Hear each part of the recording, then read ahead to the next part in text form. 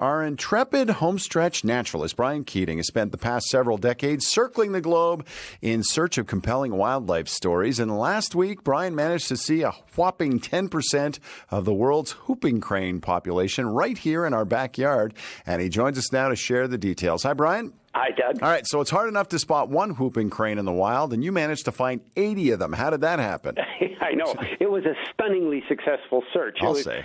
Doug, it was far beyond what I had hoped for. I was hoping, if we had one sighting, it would be a total success. So I look at the other 79 as a bonus. But the secret, Doug, to the success was to go out at the time of their migration.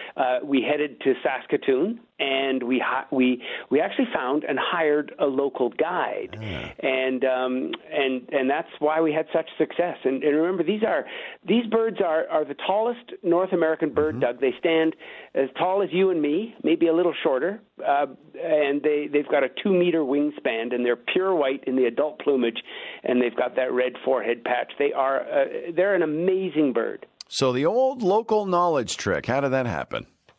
Well, a good friend of mine who's a travel writer, Carol Patterson, she wanted to do a story, a good news story, a Canadian story, and she's had never seen whooping cranes in the wild before, so she was hoping to see them. So she and her keen birder husband, Colin, found, after quite an intensive internet search, they found a fellow by the name of Stan Shattuck.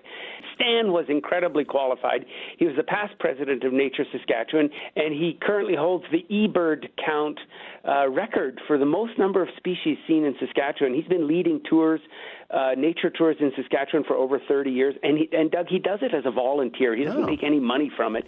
He's a retired university professor, actually, and he actually donates his fee to the Living Sky Wildlife Rehabilitation Center in Saskatoon, and they rehab birds and mammals and get them back out into the wild, birds that are found injured or that need assistance. Anyway, we met up with him on the outskirts of Saskatoon. We drove in our small convoy about 80 kilometers north to a place where there were several wetlands and adjacent harvested wheat fields. And the habitat combination is key to the success. Stan told us that the cranes are up early in the morning to feed in the fields. They're eating spilt grain, and then after they head to water for safety and rest, and then they come back in the late afternoon for another feed, and then they head back to the water bodies for overnight. So that water body field combination is important. They've got to be close together, and so really, in a sense, the real credit goes to Carol for locating Stan, and he was just a brilliant guy to be with. He was totally understated and incredibly competent. Brian, whooping cranes, the quintessential Canadian endangered species that we've heard about all of our lives. Has something happened to their numbers? Yeah, the quick answer is that it's a positive story. Their numbers have been gradually increasing since the 1940s. In fact, in 1941, there was only 21 birds remaining. And you and I have talked about that before in past shows, Doug, but of that 21 birds remaining, only 14 of those are really responsible as what they call founding birds. They're the ones responsible for the present population, and that population is up just over 800 birds now. So Wood Buffalo National Park in northern Alberta is where our Canadian crane population nests. The total population in Wood Buffalo is 504 whooping cranes, and that was confirmed by the International Crane Foundation. He said that the larger flocks, like the one that we saw, and Doug, our biggest flock that we saw had 55 birds in it.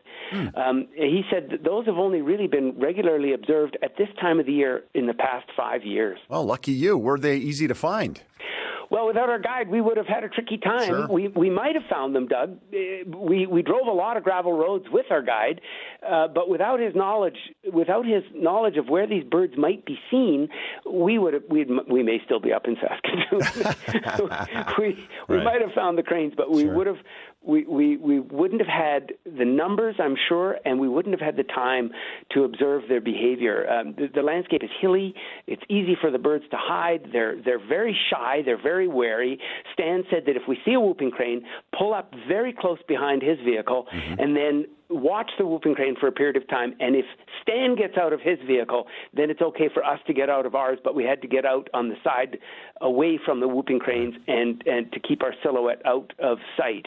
And we first encountered 7 adults at about 20 to 10 in the morning. Our second sighting was about a half hour later. An hour after that, we had 12 birds, and then the bonanza was the way we finished off the day, and that happened with the 55 birds just after lunch.